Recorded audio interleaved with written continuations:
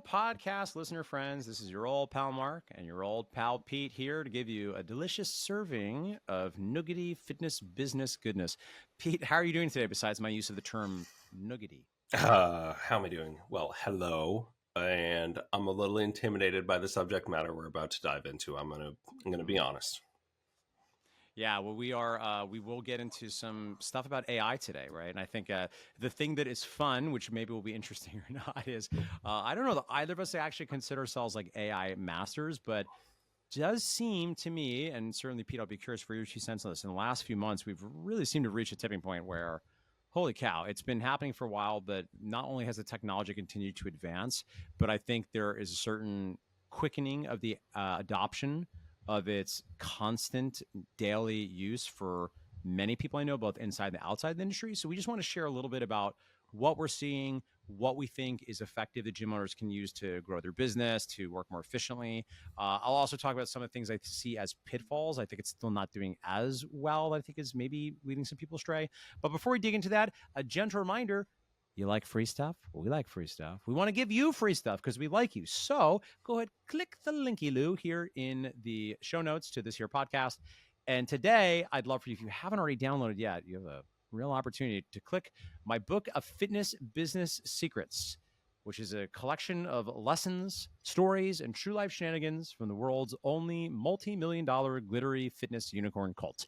So this is a collection of stories and lessons that I've learned in my years of running Mark Fisher Fitness, which loyal listeners know we've sold just a couple months back, but it was a solid 14-year run, I think, a 13-year run. And this book I wrote, I think about 11 years in. It's actually a compilation of a bunch of blog posts and emails that I had written for Business for Unicorns. So if you are a gym owner looking to avoid some of the scraped up knees that I have on created for myself, avoid some of my missteps, and hopefully learn from some of the things we have done well at Mark Fisher Fitness, you want to check out the book. It's instant download. You can literally just click the link in the show notes below and it'll zoom right into your inbox. It's a great read. Well, all right. Now that, yeah, it's a great read. Great read. Check it out. Check it out. Lots of Mark magic. So let's talk about AI. So Pete, yeah, I'm curious if you want to begin here. I sprung this on you before we hit record, and you had mentioned using AI a lot. I think I heard you said you were using it basically all day, every day. You mentioned not being entirely sure you're using the most sophisticated way. Yeah, give us the juice. Give me and the listeners the rundown. How are you using AI in your business? Don't be misled and think that I'm AI proficient is what I would say. I'm using it all day, every day because a friend and mentor, when I told him I wasn't using it, it seemed that he wanted to punch me in the face. And I asked him what the baby step was to begin using AI in general. He asked that I remove the Google app from my phone and replace it with ChatGPT. And he said, just for a couple of months, use ChatGPT as your Google and see where you land. And so that is how it initially became. I'm using it all day. Yep. It's just, yep. It's kind of my default mechanism for all things search. And it's been wonderful. Since I think every single day I'm discovering new and interesting ways that it is going to be useful to me, but I'm so incredibly intimidated by AI as a whole. And it's kind of like drinking through a fire hose. And so right now I am almost exclusively using it for cleaning up my writing and thinking more creatively, honestly, about things I've already published. It's helping me look at my old material and bring it back to the forefront in creative and articulate ways.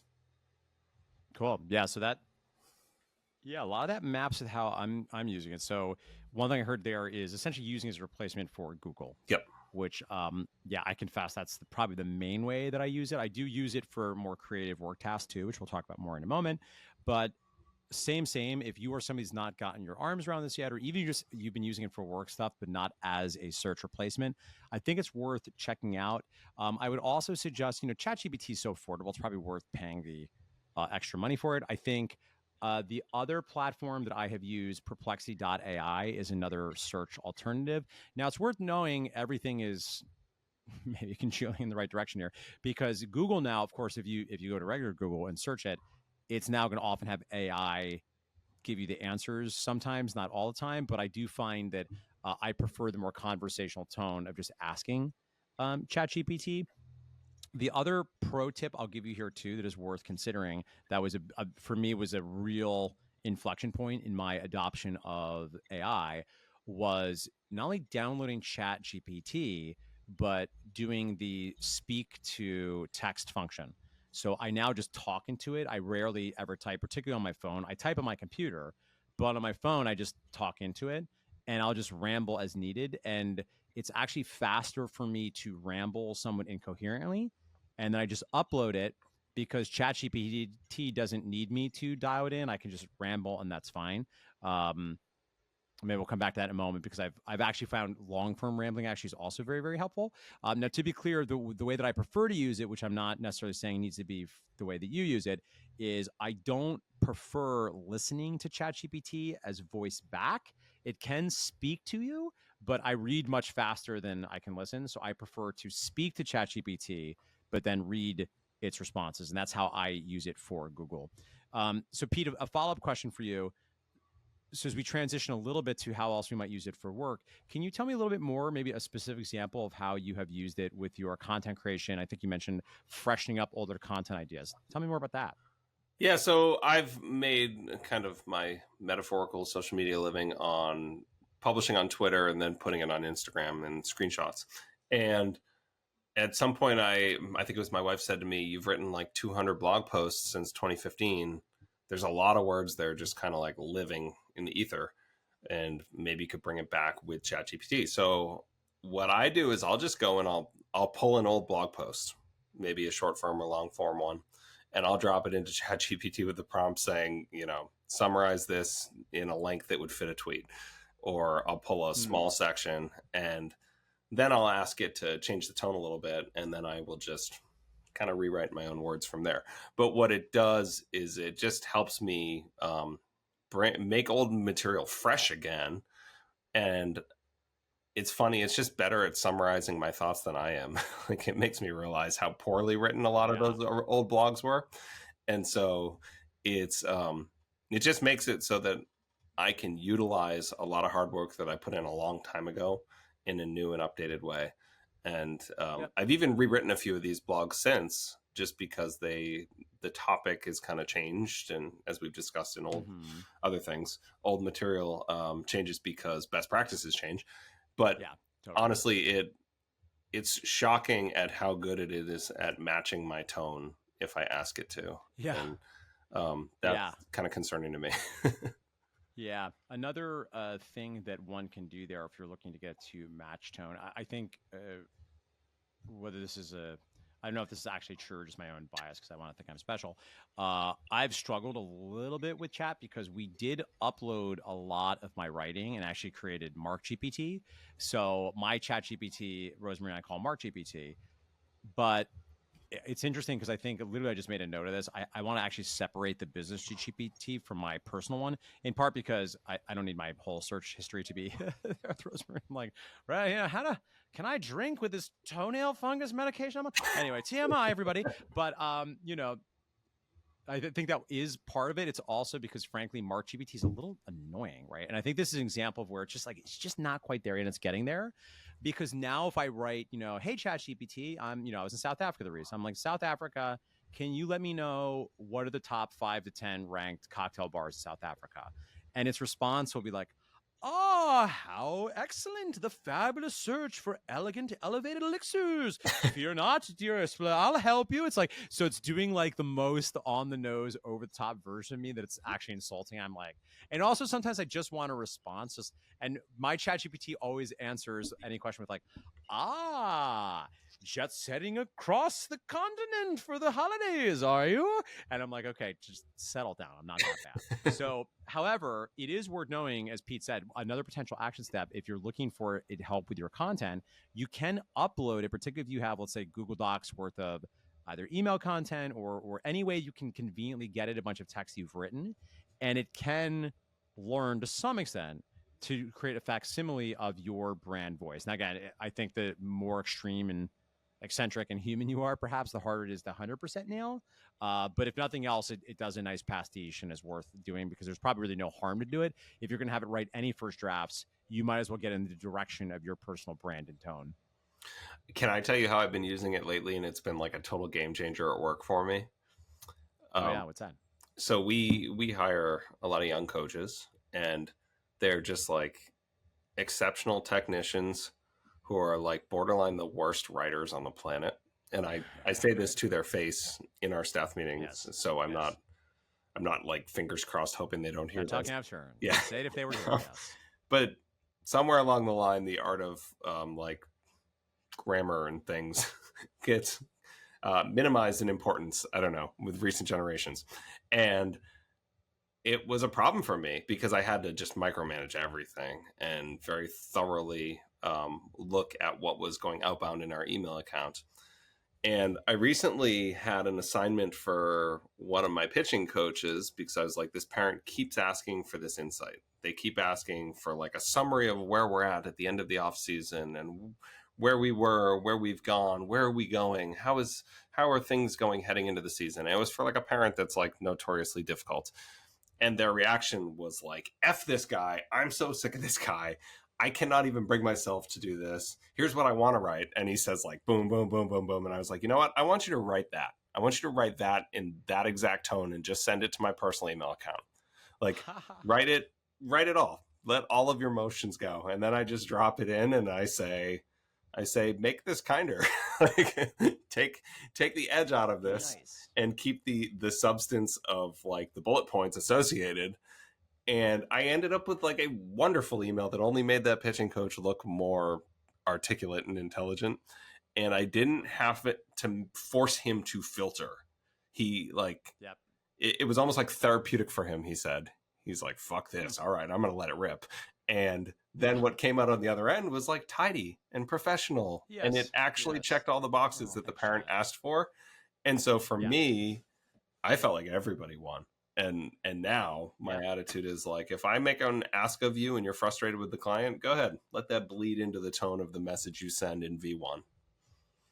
We'll clean it up. Yeah.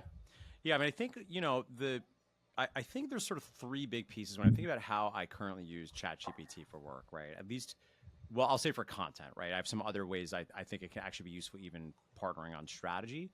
But particularly when talking about writing, which is something I think a lot of people think about using AI for.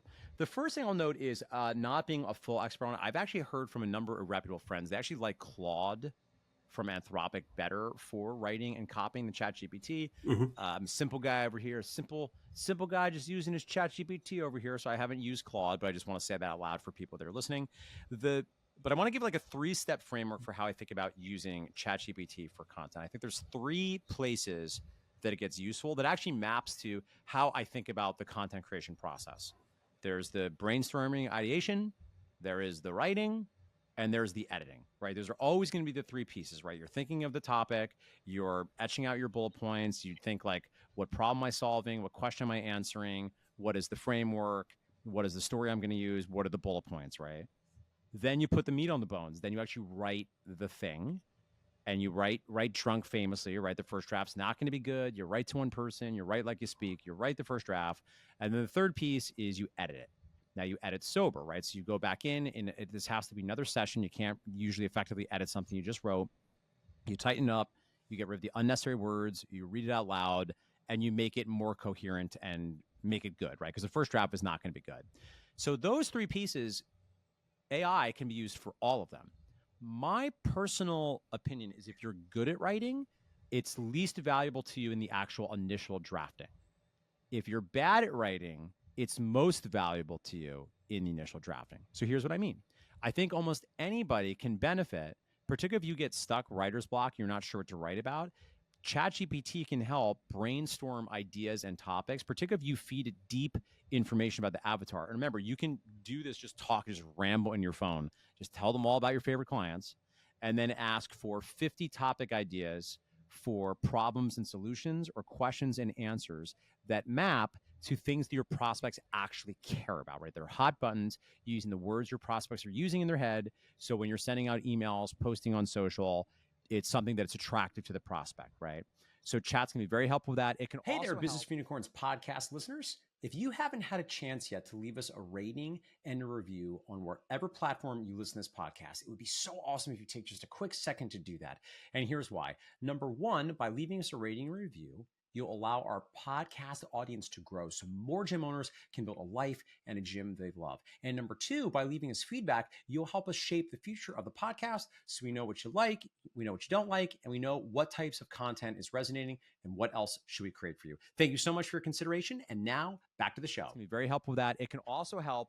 And I usually do this after I've written the first draft, but I will often go back in and have chat help with two things. One, the subject line, to make sure it gets open. So I'm usually going to ask for a lot of subject line ideas. And two, for the hook, for the lead, right? The lead's got to bleed, not literally blood, but the lead's got to bleed. It's got to be something that hooks them in because you're selling the rest of the email. Particularly, I tend to write long form. Most of you probably shouldn't, but that tends to be my approach. For the actual writing, for the second piece, like I mentioned, I think if you're good at writing and you're human, that right now is the killer app. That's the thing that I think humans on some level can kind of pick up. Where the place I see this, where this is endemic right now is actually podcast summaries. I don't know if you've noticed this, Pete, but podcast summaries have become horrible. They become horrible. I won't name names, but particularly in the fitness industry, because I listen to all of them, the podcast summaries are, in this scintillating conversation, such and such will, it's such clear AI, which again is fine for some things, right? If you just need something to just make it done and be fast, but there's usually a bloodlessness to it for now. And again, frankly, it's probably going to change in 1 to 3 years. The AI continues to evolve so quickly, it's kind of shocking. But I think the actual writing piece, if you're good at writing, you probably want to get your humanity in there from the get. Alternatively, if you're bad at writing and you just need something because maybe you're a Unicorn Society member and I'm yelling Shigata email once per week, then don't worry about it, right? If you're not a big writer anyway, who cares? It can do the first draft. Just know it's like an intern. You're going to have to edit. It's a very good intern, but you'll still have to edit it, particularly if you want to add some humanity and some of your voice and brand in it. And then again, the third piece is the editing piece, which I think Pete just spoke to there, which is you can then, and I don't do this for everything I write, but particularly if you're doing like landing pages or something that maybe requires a little more persuasion, you can copy paste it in and have the AI beat it up, right? And ask where it can be improved, where it can be tightened, where it can be more persuasive. So it can be a thought partner to you when you're looking to make your content as good as you can. Now, again, I do think at a certain point you have to consider when it's good enough, right? So if you're doing, maybe like a landing page or maybe something like ad copy that you're going to spend a lot of money on for paid ad strategy, probably more important to really nail that. If you're very prolific, and I just nature of what I do professionally, unlike a lot of gym owners, it's just the sheer volume of what I have to do. It would be nauseating to most of you. So because of that, sometimes I'm just like, this is good enough. I've been doing this for a while.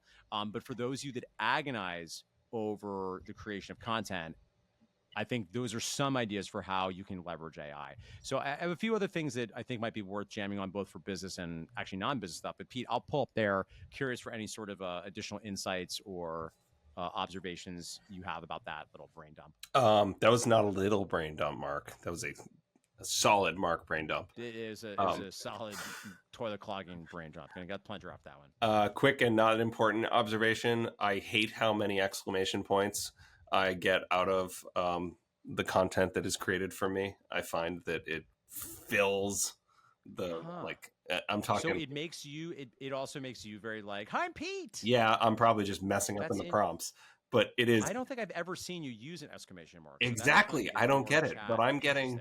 I might have like let's say it turns out 400 words of content. There might be like 6 exclamation points in there, and I mean, one at a max is enough for me. And I don't understand why that's happening. I'm sure I'm messing up. That's user error, I'm sure. Second, I want you to make a compelling pitch for me why I need to start paying attention to podcast summaries, because I have to admit I don't read any of them. The only time I ever get there is if somebody says like link in bio or something. Yeah, I wouldn't say I do it regularly. I think they just have, catch my eye. Because sometimes I will look at it to decide if I'm going to listen or not, because I subscribe to every, remotely related to the fitness industry podcast. And I don't listen to all of them at this point because there's, a lot of things I can be doing with my content time. So I will often use the summary to see if I want to listen to it or not. Okay. And some of them, actually, the summary now for Better For Us is like tells you everything you need to know, and then I never listen to the podcast anymore because I'm like, oh, that's about okay. But at any rate, it's only because that's how I'm deciding if I'm going to listen or not that I catch upon the descriptions. And I don't know if it's true or not, but they they seem pretty clearly written in sort of a robotic, faux professional ChatGPT way. But no hate, just an observation. Just a little lazy. I get it. Unrelated, as I was preparing for an upcoming retreat presentation that I'll be giving to our community, I was telling you off the record that studying behavioral science and stuff like that. And I went down kind of the rabbit hole about the words that we use mattering, obviously. And I came across a statistic saying that of the people who, like, they did a big survey, and of the people who didn't listen to podcasts, they found out that 47% of them thought podcasts cost money because they use the word subscribe on the button on Apple Music. And that's why they pivoted away from subscribe to follow. To follow. Because 47% of people thought, no, I'll take a pass. I'm already spending on enough subscriptions. I can't give you money for this. Wow, that is hilarious. Wow, interesting. Yep. I think, I mean, I have maybe two other. I want to hear how you're using it in your personal life. Yeah, I mean, so certainly in my personal life, obviously a lot of it is this Google stuff, but like a couple examples, in addition to the more obvious things you might Google, right? So I could have Googled top, cocktail bars in Cape Town, right? So that's clearly a Google. However, what I did recently, I thought was interesting and helpful, if admittedly it wasn't necessarily like new information. So we're getting a little bit in the weeds about how Mark approaches his health, but as will not surprise our longtime listeners, Mark is somewhat retentive, I guess would be the a word for it. And so every year for the past several years, I do an executive health summary. So I have a list of prompts that I've come up that it's not a very long document, but it's maybe like a 2-page, maybe 3-page Google Doc that I review my year in health and fitness. I review my habits. I look at my data tracking. I look at trends from year to year, and I prepare that mostly for myself, but also to prepare with my doctor, Dr. Spencer Nadolsky. Shout out. A lot of you know him. Before we do our yearly call check-in, and I'm like, okay, this is what I'm focused on this year. This is what I think I could do better this year ahead. So I took my both executive health summaries and my labs and my blood work over the past 3 to 4 years. I fed it all to ChatGPT, and I was like, tell me what's going on. Tell me about trends. What are you observing? What do you think is there anything else I think I need to be looking into? Like, it was pretty good. Now, again, ChatGPT is not perfect. I think now is as good a time as any in a conversation to offer one very, very important qualification is ChatGPT is like the most violent Dunning-Kruger that ever lived, which is to say that ChatGPT definitionally will never speak in any qualified manner. It will never speak tentatively. It will never offer, hey, I don't know if I got this right, but I think this is probably the right thing. It will always speak like the oracle. And just as, unfortunately, the nature of humans, this, harkens to your comments about behavior psychology, Pete, people really attracted to certainty. I don't know if you all have noticed this being a human. People really like certainty. And unfortunately, there's actually like a pretty tight correlation between really certain people and not always super expert people, not people that don't have deep knowledge. And the challenge with chat is it speaks so authoritatively that we all need, and I'm saying this for myself as much as anybody listening, to remind ourselves this is not the Oracle of Delphi, right? Chat is not going to be perfect. It's going to hallucinate. It's designed to speak so authoritatively that this is a little bit of an issue. Anything from when you're asking it for feedback on strategy for your business, or if you're asking it for feedback on, your landing pages, your emails, because here's the other thing to understand. You're asking it for, let's say, here's an example of this. If you're asking it for feedback on an email, if you keep asking for feedback, it's going to keep giving you feedback. It's never going to say, this is good enough. It's just going to keep finding more things. And at a certain point, how many rounds of revisions do you need to do, right? And not only that, but to prove how silly this is, just to sort of like tease this apart from you, you could ask chat to write a piece of content, then have it update itself and just probably infinite number of loops, have it keep updating, just keep changing things. And I don't know that asking it to now do it again, but make it better 1,000 times in a row, at a certain point is not going to be actually making it better, right? So I think it's important that we keep that in mind, because I think this is the dark side of how authoritative it sounds just in the way it delivers its messaging and how articulate it is, that it's not going to be perfect. So I say all that to say that I'm very happy to have ChatGPT as a part of my medical team. but I'm going to defer to Dr. Spencer as my quarterback. I have part of my own approach is every year, usually I'll loop in one other doctor to have other, maybe more esoteric blood work drawn so they can be part of the team. And then I have a few other people that I know personally and professionally that I'll also loop in for to get their feedback. Obviously, ultimately, I'm going to make the decisions, but my concierge, my head, Spencer's the quarterback, right? He's the head of the team. And then these other people, I'm happy to get their way in so I can use some wisdom of the crowds, but still ultimately have a human make the final call. So, but ChatGPT has been, I think, is going to be a useful addition to my team. It's fascinating. You use it so in such a deeper capacity in that sense than I do. I use it for like really quick and dirty, like nutritional insights on my consumption. I'm like, hey, I just put this in a smoothie. Yeah. What did I just eat? I mean, I do plan that too, for sure. All right. Well, is there anything else that we haven't discussed, Pete? Anything else you want to share about how you're thinking about AI, or any other things you might suggest that gym owners should keep in mind? No, just that I have kind of committed myself to actually looking a little closer at how and where it can impact my business here as I head into the spring. Because as I said to you off the call, we are entering the time of year where I don't really make money because I run such a seasonal operation, and it's baseball season, friends. And that is actually one of my initiatives for the next couple of weeks, to become a better student of the AI game as it relates to gym ownership. Yeah, I think it's, and as a potential first takeaway here, we can probably close where we began, which is what your friend had suggested. I think that's a takeaway for a lot of you, is quite literally just change out Google, start using chat. You can, if you want to take it to the next level, particularly if you create content, you can start to play with some of these things. I mean, we really just like scratch the surface. You can have ChatGPT give you feedback on you or your team's programming. You can have ChatGPT. You can upload transcript of sales calls and have it give you feedback. You can upload your follow-up sequence for ChatGPT and have it give you feedback. And again, I think I'll also caution one more time, it's always going to have criticisms. Right. So whether that actually means it's getting better or not, at a certain point, you are going to have to be the tastemaker. That's the thing that ChatGPT can't do for you and might never be able to do. It's never going to say, looks perfect, go publish. Yeah. And maybe as like the final thought here, I do think the thing that we all know that is, I think, destabilizing to all of us emotionally is this is like tip of the iceberg, it seems, which is just terrifying. This is the tip of the iceberg. In the next 1 to 3 years, we're likely to really start to see some disruption because we haven't really seen it yet. Like, people are using it. It's saving some time. I don't think it's really changed the game. Is search a little bit better? Sure. Is it useful for some of these things? Yeah. I think the rise of agents, once they start being able to do more tasks in the real world, is going to be the first tipping point where it's going to start, forgive me, but like, let's be real, it's going to start taking away jobs. Right? Like, probably a lot of like VA tasks are going to start going away because the chat will be able to start to do some of these things. Not literally chat, but AI.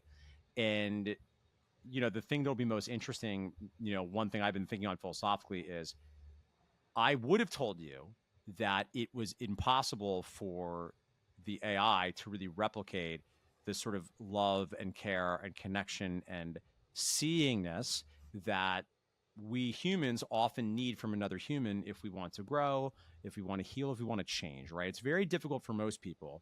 Follow me on this tangent. This promise worthwhile for a final thought here. It is very difficult for most people to change in a vacuum.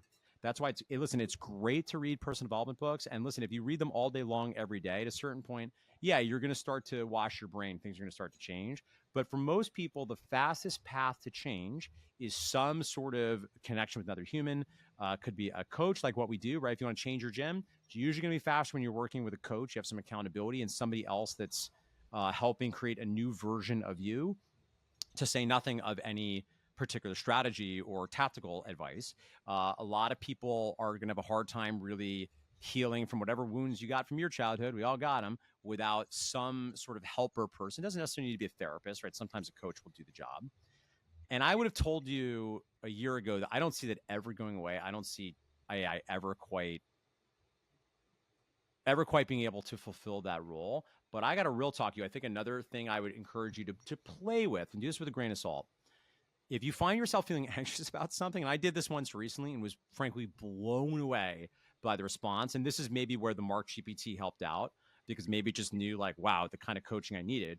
But I was feeling anxious. To be transparent, it's not that big deal. I have I was wearing the Aura Gen 4 and occasionally seeing like artifacts of like 160 beats per minute. So of course, health anxiety here, I'm spiraling, right? The same person that does a 3-page exec summary, you might be shocked to hear sometimes trend towards some health anxiety, right? So like, Spencer's like, I think it's fine. You went to cardiologist a couple years ago. It's not, I think this is fine. These are almost certainly artifacts.